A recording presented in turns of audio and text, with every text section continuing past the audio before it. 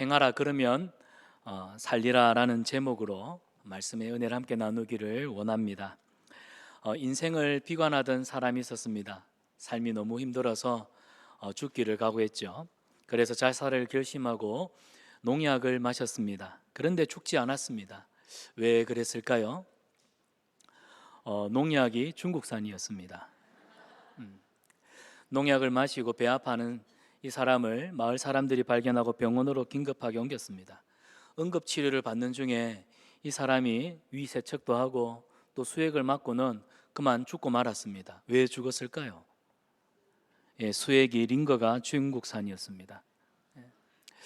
진짜가 가짜 같고 가짜가 진짜 같은 이 세상의 한 면을 풍자하는 이야기입니다.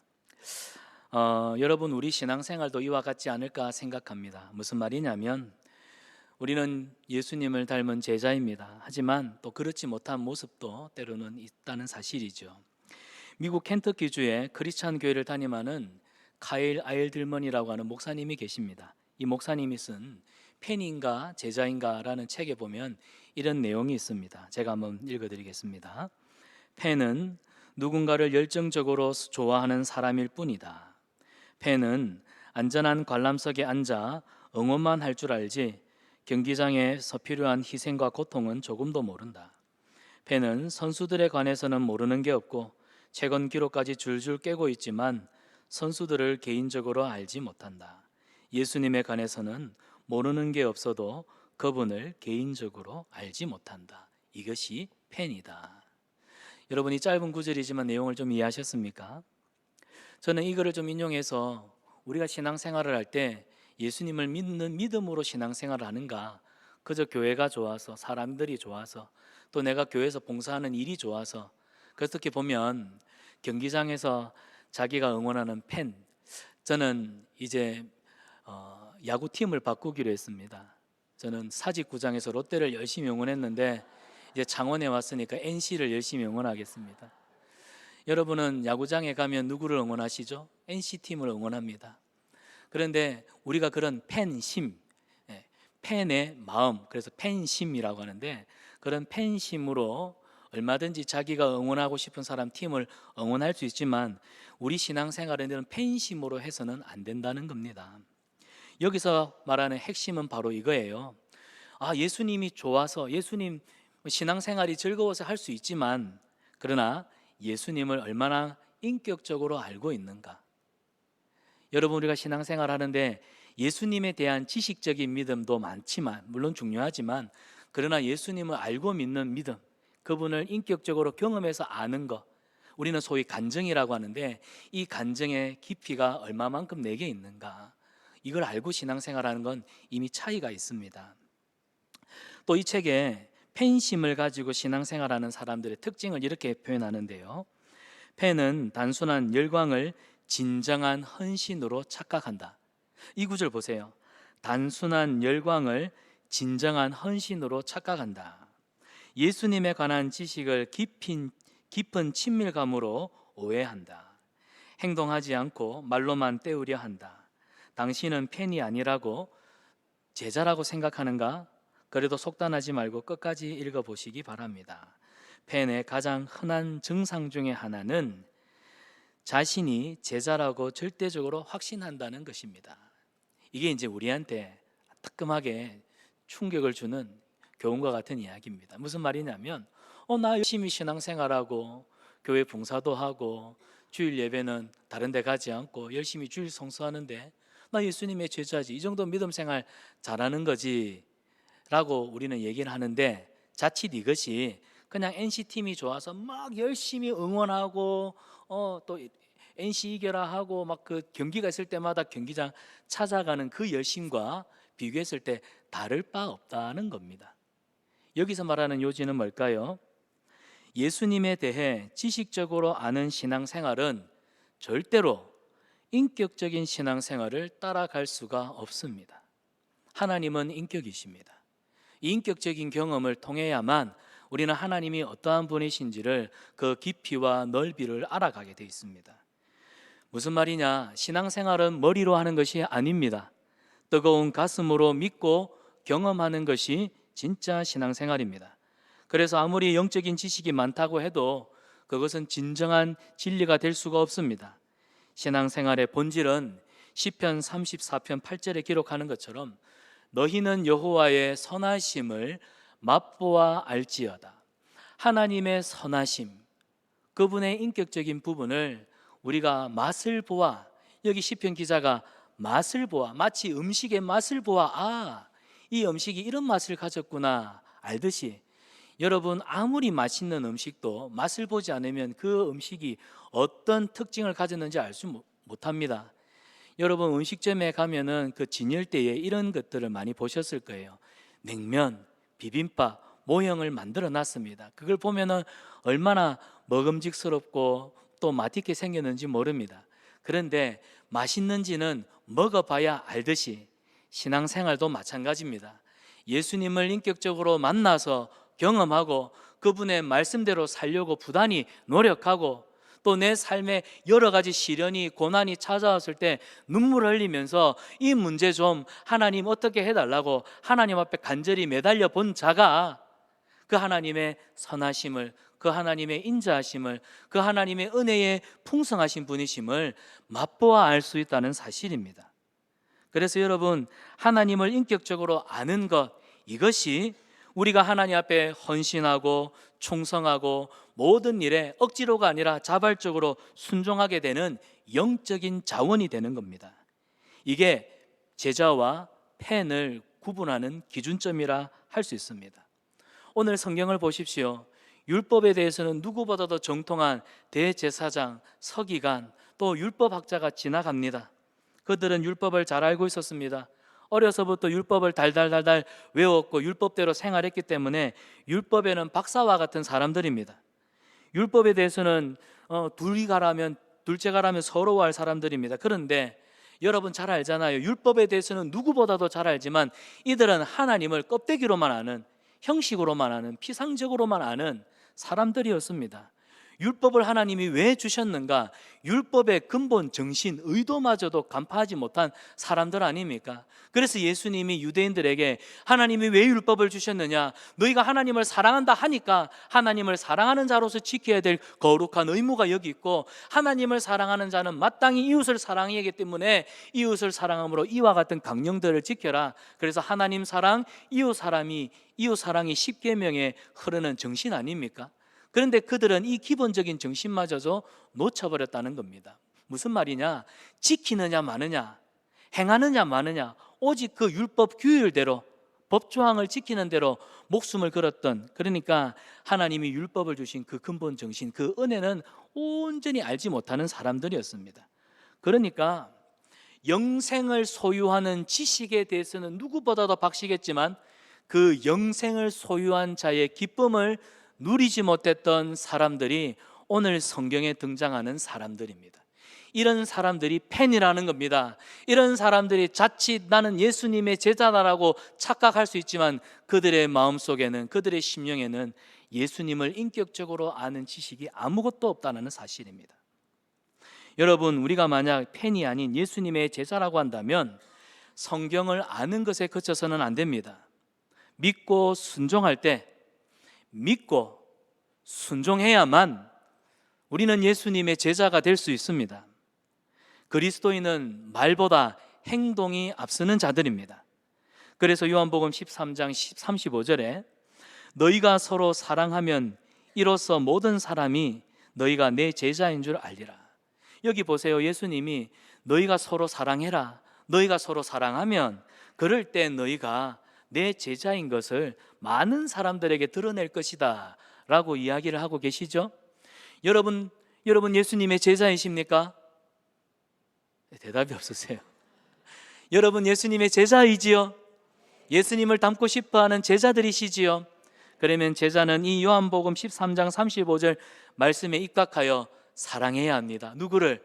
하나님을 사랑하고 또 내 옆에 있는 내 이웃을 사랑하는, 힘써 사랑하는 이 열심이 우리 가운데 있을 때 사람들은 우리를 보고 야, 성산안빛교회 성도들은 예수님을 닮은 제자들이구나 라고 한다는 것입니다. 오늘 예수님이 이 사마리아인의 비유를 통해 우리에게 강조하시는 바도 사랑을 실천하고 사랑을 좀 나누고 서로 좀 사랑하며 살아라. 그래야 너희가 내 제자일 것이다. 이 얘기를 우리에게 하시는 겁니다.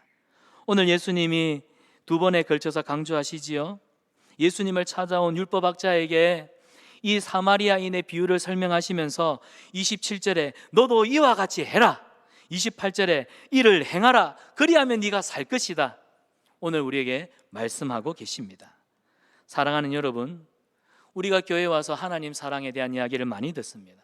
하나님 사랑을 우리가 경험하고 나면 우리는 자연히 이 받은 사랑을 가지고 우리의 삶의 현장으로 나아갑니다. 삶의 현장에서 우리는 가족과 만남을 경험하게 되고 우리 이웃과 또 우리 일터에서 많은 사람들을 만나게 됩니다. 그러나 우리가 살아가는 삶의 원리는 하나님께 받은 사랑을 나누는, 하나님의 사랑을 힘써 지키는 이 삶의 원리가 우리 앞에 주어져 있습니다. 결국 사랑은 무엇이냐라고 물었을 때 사랑은 그저 그냥 감정적으로 느끼는 그런 감정에 치부되지 않습니다. 사랑은 무엇이냐? 의지이고 행동입니다. 의지적인 행동과 결단이 없다면 그는 사랑이라 할 수 없다는 거예요.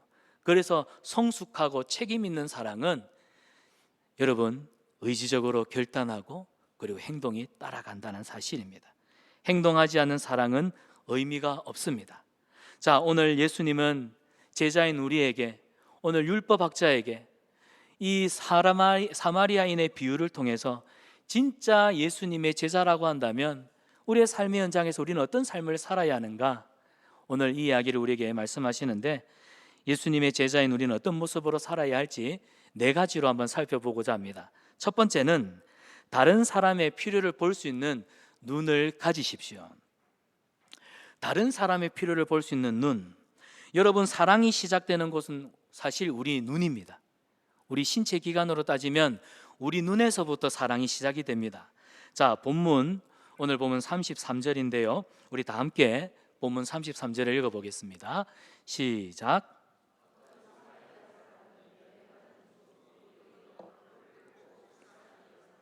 여기 보면 그를 보고 불쌍히 여겨, 사마리아인의 친절은 다른 사람의 필요를 볼 줄 아는 데서 시작되었음을 우리는 알 수가 있죠. 다른 사람의 상처, 아픔, 눈물, 그가 겪고 있는 숱한 어려움들, 사랑은 바로 그런 것들을 볼 수 있는 눈에서 시작이 됩니다. 자, 그러면 우리가 반대로 생각해 봅시다. 왜 우리는 살아가면서 가장 가까이 있는 내 아내, 내 남편, 내 자녀들, 내 가족의 아픔을 보지 못할까요? 왜 우리는 그들의 필요를 미처 보지 못하고 지난 후에 때늦은 후회를 할 때가 많을까요? 생각해 보면 우리는 너무 바쁘게 사는 것 같아요. 너무 바쁘게 정신없이 살다 보니까 이 마음에 여유가 없습니다.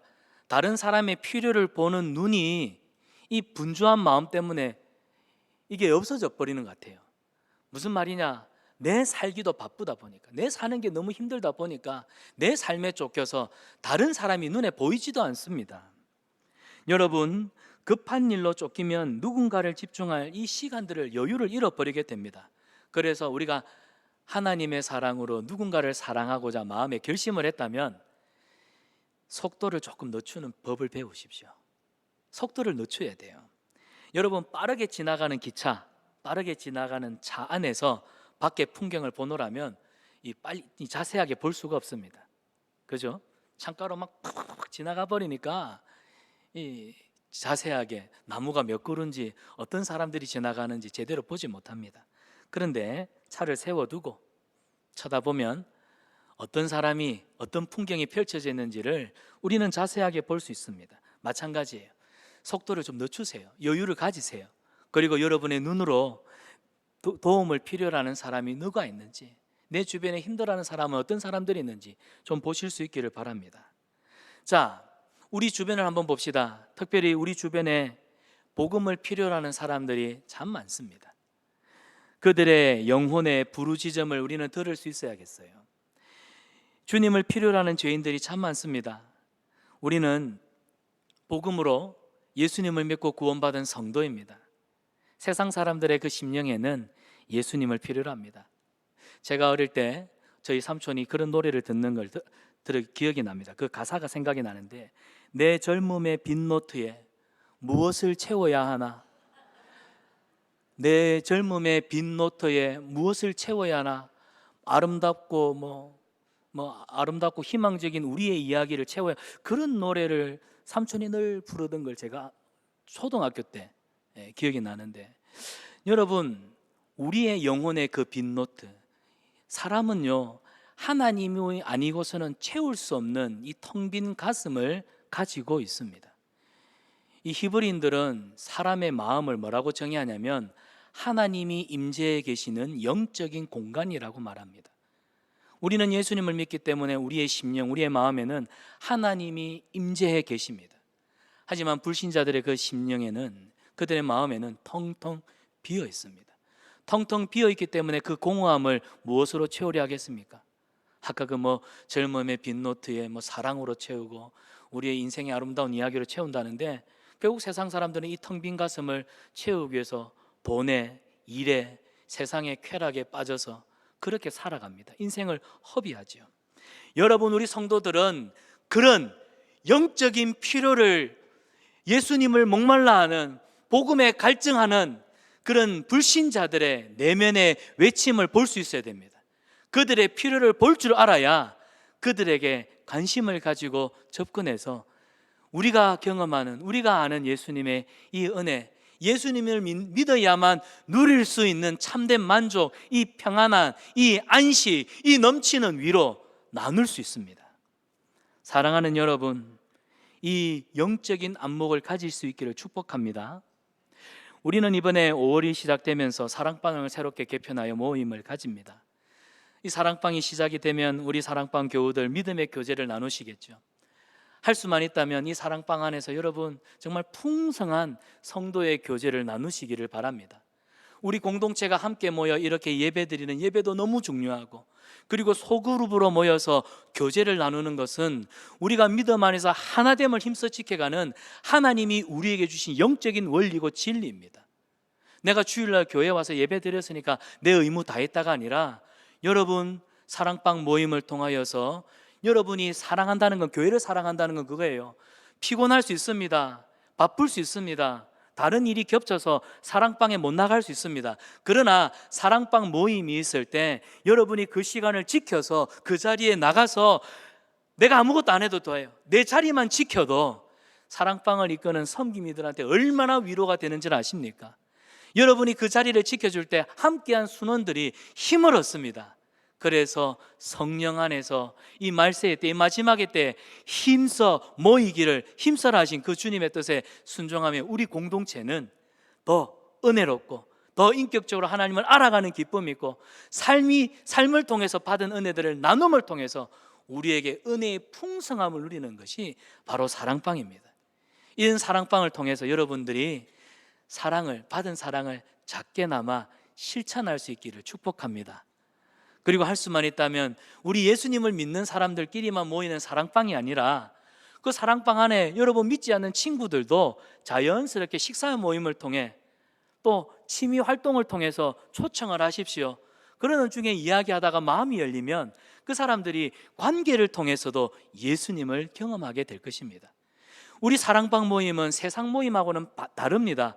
왜냐하면 우리는 주님의 이름으로 모였기 때문에 말씀 안에서 하나 되기를 힘쓰는 공동체이기 때문에 서로의 인격에 상처되는 말은 하지 않잖아요. 서로에게 은혜가 되고 덕이 되는 말들을 하잖아요. 그런데 불신자들도 이런 사랑방 모임 안에 와보면 느껴요. 야, 세상 모임하고는 다르게 내가 여기 오니까 위로를 받네. 내가 여기 오니까 손님 대접을 받네. 내가 여기 오니까 마음이 편하네. 사랑하는 성산 한빛교회 성도 여러분, 우리 사랑방 모임이 그런 사랑을 주고 사랑을 나누고 사랑 안에서 풍성해지는 그런 교제가 있는 우리 모임이 되기를 축복합니다. 복음으로 이 복음의 필요성을 느끼는 사람들을 볼 수 있는 저와 여러분 되시기를 바랍니다. 두 번째로, 예수님의 제자인 우리는 다른 사람의 고통을 공감할 수 있어야 합니다. 자, 선한 사마리아인, 이 사람이 두 번째로 보인 행동은 강도 만난 이 이웃을 보고 뭐 했습니까? 아픔을 느꼈습니다. 필요를 볼 뿐만 아니라 함께 공감했다는 겁니다. 33절에 그를 보고, 자, 필요를 보았지요. 그 다음에 뭐가 나옵니까? 불쌍히 여겨. 불쌍히 여겨. 지나가는 길에 사마리아인의 눈에는 강도 만난 사람이 보였습니다. 그런데 그 사람을 보자마자 그 마음에 아주 강렬한 연민이 생긴 겁니다. 로마서 12장 15절에 보면 우는 자들과 함께 울어라, 울라 우리에게 권면합니다. 우리는 서로 슬픔을 나누어야 합니다. 서로 짐을 지고 그들의 감정을 함께 느껴야 합니다. 그러면 어떻게 하면 우리 다른 사람의 아픔에 대해서 공감할 수 있을까요? 우리 눈높이라는 얘기를 들어보셨죠? 우선 눈높이를 그들과 맞출 필요가 있습니다. 34절을 보면 이런 구절이 있습니다.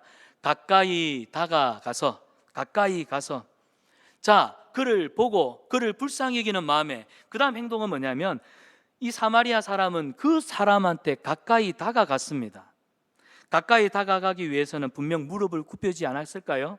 그리고 그 사람이 어디를 다쳤는지, 지금 뭐가 힘들어하는지, 여보세요, 괜찮으세요? 뭐가 불편하세요? 왜 그러세요? 물었을 것입니다. 그 상처난 부위를 보았을 것이고 그 사람이 처한 상황을 들었을 것입니다. 그 사람 입장에서 생각하고 그 사람 입장에서 느끼는 이 공감, 이건 우리 그리스도인들이 훈련해야만 합니다. 훈련해야 됩니다. 그건 저절로 생기는 것이 아닙니다. 우리가 상반기 양육을 하잖아요. 이 양육은 단순히 성경 지식 하나를 배워가는 시간이 아니라 예수님의 성품을 배우고 본받는 훈련입니다. 우리 목사님들이 상반기 양육을 준비해서 여러분에게 광고하고 상반기 양육을 많이 좀 들어오시면 좋겠습니다 하는 게 뭐냐면, 여러분 성경 지식 하나 더 배워가세요, 성경 박사님 되세요라고 여러분을 초대하는 자리가 아니라, 여러분 우리는 예수님의 제자 아닙니까? 예수님의 제자라 우리 예수님을 닮는 성품, 예수님을 닮은 인격, 예수님의 장성한 믿음의 분량까지 자라는 성도가 되어야겠습니다. 여러분 양육 받으십시오 라고 권면하는 겁니다. 훈련하셔야 돼요. 처음부터 이렇게 연민을 느끼고 공감하는 사람은 아무도 없습니다. 우리가 왜 5월이 되면 가정사역 특강을 할까요? 배워야 합니다. 배우고 직접 연습을 해봐야 그게 나중에 내 습관이 됩니다. 여러분, 생각이 사람의 행동을 바꾸지요. 이 여러 차례 반복되는 행동은 그 사람에게 습관이 됩니다. 좋은 습관은 그 사람의 인격이 되고요, 인격은 결국 그 사람의 장래 인생을 바꾼다는 말이 있습니다. 여러분, 우리는 배워야 합니다. 훈련해야 됩니다. 예수님의 인격, 예수님의 성품. 사랑하는 우리 성산한빛교회 성도 여러분, 이제 새로운 2기 사역을 준비하면서 이젠 좀 적극적으로 양육도 동참을 하시고, 또 나 혼자만의 신앙생활이 아니라 함께하는 신앙생활. 그래서 오늘 예배 마치고 돌아가실 때는 옆을 한번 보시고 가시기 바랍니다. 앞뒤를 한번 보시고 가시기 바랍니다. 그리고 좀 물어보세요. 한 주간 잘 지냈냐고, 괜찮았냐고, 아픈 일 없었냐고, 힘든 일 없었냐고. 서로 격려하고 위로하고, 아이고 그랬어요, 그렇다고 뭐 내가 해줄 수 있는 게 있습니까? 손을 딱 잡고 제가 기도할게요. 이 말이 우리를 크게 위로를 준다는 사실. 사랑하는 여러분, 잠언 11장 30절은 이렇게 우리에게 권면합니다. 지혜로운 사람은 사람을 얻느니라. 받아합시다. 지혜로운 자는 사람을 얻느니라. 성경이 말하는 지혜는요, 지식의 총알을 말하는 것이 아닙니다. 성경이 말하는 지혜는 뭘까요? 하나님을 섬기고 하나님의 형상대로 지음받은 사람들과의 관계 속에서 풀어내는 영적인 진리입니다. 이 지혜는 하나님이 주셔야 합니다. 하나님이 주시는 이 지혜가 하나님과 나와의 관계를 형통하게 만들고, 하나님이 주시는 이 지혜가 있어야 사람을 얻습니다. 사람과 사람의 관계를 풍성하게 만드는 겁니다. 그러면 이 지혜는 성경 많이 보면 될까요? 설교 집중해서 들으면 될까요? 아닙니다. 그것도 물론 필요하겠지만 여러분 하나님의 말씀을 듣고 여러분 삶의 자리에서 작게나마 실천하셔야 돼요. 훈련하셔야 돼요. 이 경건 생활은 하나님 앞에 끊임없이 훈련하셔야 됩니다. 사람은 관계 속에서 배우고 관계 속에서 터득하는 영적인 진리가 더 많습니다. 지혜로운 자는 사람을 얻는다. 결국 우리는 관계 속에서 사람을 얻을 줄 아는 하나님이 주시는 이 영적인 지혜를 가져야만 합니다. 이런 지혜를 얻기 위해서 여러분 기도하십시오. 남의 고통을 볼 수 있는 눈, 남의 상처를 안을 수 있는 넉넉한 마음, 그들의 아픔을 위로해 줄 수 있는 마음을 내게 허락하여 주시옵소서. 그리할 때 하나님은 우리 성산 한빛교회에 이 세상 속에서 강도 만난 이웃들을 우리에게 보내주시는 줄 믿습니다. 그런 사람들을 품을 줄 아는 교회가 진짜 교회 아니겠습니까? 교회 안에 성도만 넣는다고, 헌금이 넣는다고, 그래서 교회가 어떤 세상적으로 어떤 지위를 가진다고, 그게 교회는 아닙니다. 교회는 영혼을 품고 영혼을 끌어안고 영혼을 위로할 줄 아는, 그게 진짜 교회입니다. 우리 성산한빛교회는 그런 교회가 되기를 원하고, 그런 교회가 되기 위해서 우리가 이렇게 모여서 하나님 말씀 앞에 아멘 아멘 하답하고, 사랑방 모임 가서는요, 내가 하나님 앞에 받은 사랑은 너무나 큰데 내가 실천할 수 있는 사랑은 너무나 작네.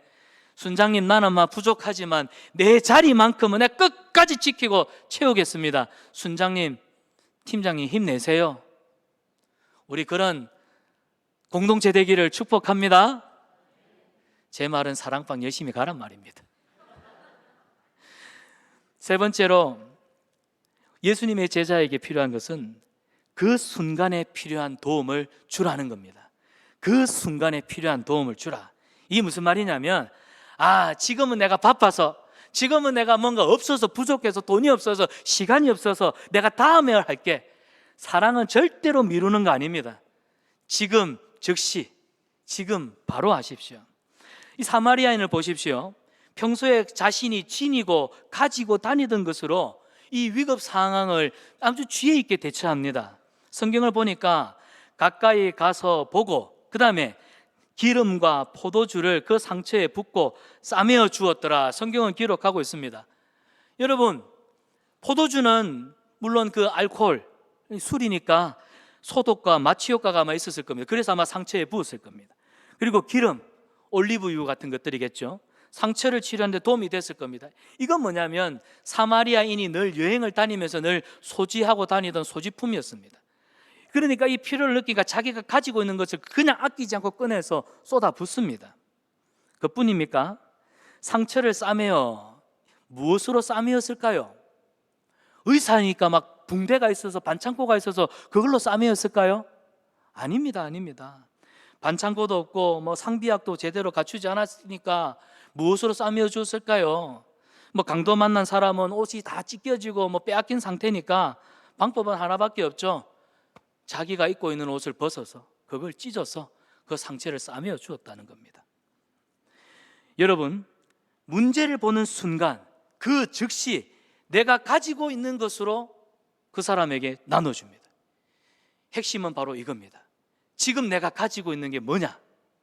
내가 가지고 있는 것으로 나는 어떤 필요를 보았을 때, 그 사람을 도와줘야겠다는 연민이 생겼을 때, 그때 나는 그 즉시 무엇을 가지고 도와줄 수 있을 것인가? 내가 가지고 있는 건 무언가? 사랑하는 여러분, 여러분 지금 뭘 갖고 계십니까? 머릿속에 돈인가? 내 직업인가? 여러분, 돈 가지고 직업 아닙니다. 우리가 가지고 있는 게 뭡니까? 사도행전 3장 6절에 보면 이런 기록이 있습니다. 베드로가 이르되 금과 은은 내게 없거니와, 그 다음 같이 있습니다. 내게 있는 이것을 내게 주노니 나사렛 예수 그리스도의 이름으로 일어나 걸으라. 여러분, 지금 베드로가 뭘 가지고 있습니까? 예수 그리스도. 우리가 가지고 있는 게 뭐예요? 예수 그리스도. 우리 이웃, 강도 만난 우리 이웃에게 우리가 줄 수 있는 거, 우리가 가진 것은 뭐라밖에 없다고요? 예수 그리스도. 여러분, 능력의 이름, 생명 주시는, 구원 주시는 그 이름, 우리는 내가 가진 것으로 그들에게 줘야 됩니다. 바로 주십시오. 우리 주님의 이름, 모든 이름 위에 가장 뛰어난 이름입니다. 그 이름을 부르는 자들에게 하나님은 구원을 주시겠다고 말씀하셨습니다. 사랑하는 여러분, 우리는 이 아름답고 복된 예수 그리스도, 그래서 복음을 전하는 자의 발이 아름답잖아요. 이 복음을 전하는 자의 이 복된 소식이 이 복음이잖아요. 우리가 살아가면서 언제 아름답겠습니까? 우리가 전하는 소식이 언제 복되일까요? 우리가 가진 예수 그리스도. 우리 성산한빛교회 성도 여러분, 우리는 우리 사랑하는 가족에게, 우리 이웃들에게 내가 가진 예수 그리스도를 전함으로 아름답고 복된 생애를 살아가는 예수님의 제자 되기를 축복합니다. 마지막 네 번째로, 예수님의 제자인 우리가 사랑을 실천하려면 대가를 지불해야 합니다. 여러분, 사랑에는 비용이 듭니다. 대가를 지불해야 합니다. 하지만 사랑은 보상을 결코 바래서는 안 됩니다. 사랑을 위해서는 여러분의 시간과 물질과 에너지를 쏟아 부어야 합니다. 선한 사마리아인을 보십시오. 자기 짐승을 태워 주막으로 데리고 가서 그 사람을 돌보아 줍니다. 그 이튿날 그가 주막 주인에게 데나리온 2를 주면서 잘 돌봐주세요. 제가 돌아와서 돈이 더 들었다면 그 비용마저도 제가 갚도록 하겠습니다. 여기 보면 데나리온 2, 이 2데나리온을 줬다고 하는데 이건 그 당시 노동자가 2달치 월급에 해당되는 큰 금액입니다. 그 돈을 주면서 부탁하는 거예요. 비용이 더 들면 내가 더 갚겠습니다. 여러분, 여기서 사마리아인에게서 우리가 뭘 발견합니까? 이 사람은 말이 아니라 행동으로, 실천으로 사랑할 줄 아는 사람입니다. 아니, 생명부지의 사람을 돌본다는 게 그게 쉬운 일입니까? 강도 만난 사람 응급처치해주고 주막에 데려가서 자기 나귀를 태우고, 그러면서 자기는 본인의 일정이 있을 거 아닙니까? 심지어 여리고에서 예루살렘까지 35km나 되는 그 먼 길을 걸어가야만 했습니다. 주막에 와서 선행이 계속 이어지지요. 밤새도록 간병합니다. 밤새도록. 아니, 가족도 아닌데 누가 이런 일을 합니까? 심지어 돈을 주고 추가 비용은 청구하라. 지금 자신이 할 수 있는 모든 일은 다 했습니다. 여러분, 우리가 하나님 앞에 섰을 때 저와 여러분, 우리는 분명히 하나님 앞에 우리 인생의 시간들을 결산할 때가 올 텐데, 그때 예수님이 십자가 못자국을 보여주시면서 아들 원기야, 내가 너 사랑한 거 알지? 예, 하나님 압니다. 그래, 너는 그러면 어떤 삶을 살다가 왔니? 라고 물으실 거예요. 나를 사랑해서 십자가 못 박히셨던 그 선명한 못자국을 보여주시면서 내가 너 사랑한 거 알지? 예수님이 물으시는 질문은 뭐예요? 내가 너 사랑한 거 너 알지? 너는 그러면 그 사랑으로 어떤 삶을 살았냐? 이거 물으시는 건 아닙니까? 그때 여러분, 우리가 뭐라고 대답해야 될까요? 적어도 우리 사마리아 사람처럼 내가 할 수 있는 모든 것을 다 하고 왔습니다. 내가 하나님 앞에 받은 사랑, 내가 쏟아 부을 수 있는 거 내가 아끼지 않고 다 쏟아 붓다가 주님, 오늘 주님 앞에 섰습니다 라고 말할 수 있어야 된다, 이 말입니다. 이 말이 우리가 천국에서 우리의 인생의 때를 결산할 때 우리가 하나님 앞에 드려야 될 마지막 고백이에요. 그렇다고 여러분, 사마리아인처럼 선을 베풀었는데 자기한테 유익이 돌아왔나요? 성경을 보십시오. 이렇게 선을 베풀었더니 강도 만난 사람이 건강을 회복하고 나중에는 몇십 배, 몇백 배 되는 돈을 들고 와서 당신 덕분입니다 하는 이런 보상이 성경에 기록되어 있던가요? 오늘 본문의 내용은 자신이 모든 것을 다 쏟아붓고, 어떻게 보면 다 쏟아붓고 돌아온 것 하나도 없었습니다.